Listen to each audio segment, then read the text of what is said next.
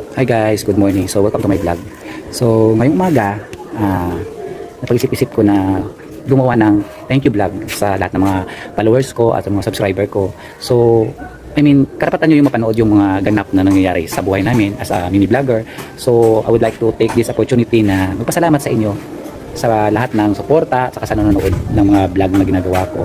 So gusto ko ipakita sa inyo ngayong araw na to, gusto ko ipakita sa inyo yung bagay na tagal kong pinag-ipunan, tagal pinag-isipan kung ipapakita ko ba sa inyo yung bagay na naipundar ko pala sa pagpa-vlog. So napag-isip-isip ko na pakita sa inyo. So maraming salamat sa lahat ng mga subscriber na patuloy na tumatangkilik at sa mga followers na nanonood ng aking vlog. So nang dahil po sa inyo, nakabili po ako ng payong. Ito po.